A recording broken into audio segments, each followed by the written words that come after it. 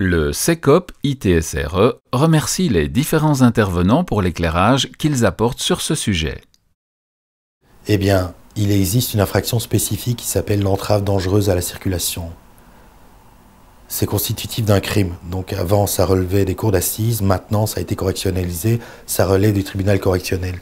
Mais ce comportement soudain d'un usager qui, sans raison apparente, alors qu'il n'a aucun obstacle devant lui, va freiner subitement sur une route à grande vitesse ou même une route à vitesse moyenne en agglomération, surprendre complètement les usagers qui le précèdent et occasionner un accident, eh bien, ce comportement est très très sévèrement sanctionné par les tribunaux. Ça relève d'un crime correctionnalisé, donc on ne parle pas ici d'une infraction de la circulation.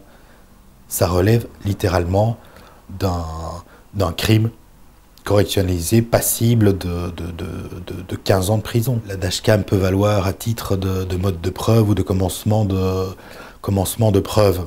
Donc la dashcam, elle sera saisie par les verbalisants visionneront les images, pourront les transmettre au parquet et le procureur du roi, sur base de ces images-là, pourrait opérer des poursuites à l'encontre du contrevenant, plutôt ici du délinquant, qui freine intempestivement, créant ainsi une entrave dangereuse à la circulation.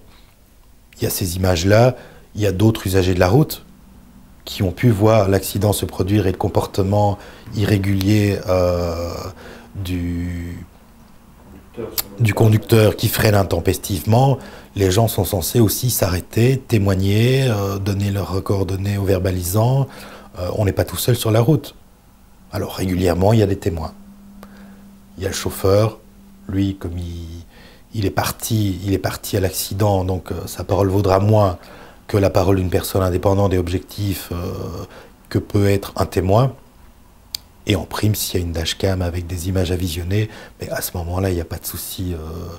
Le contrevenant ne pourra pas nier son implication et ne pourra pas non plus nier avoir freiné intempestivement et constituant ainsi une entrave dangereuse à la circulation.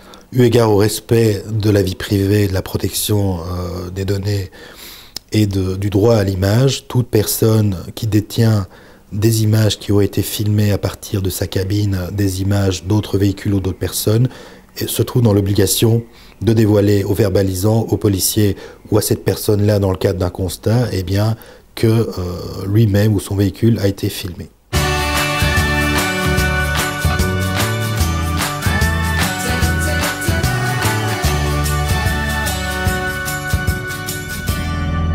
Nous voulons tous des routes plus sûres.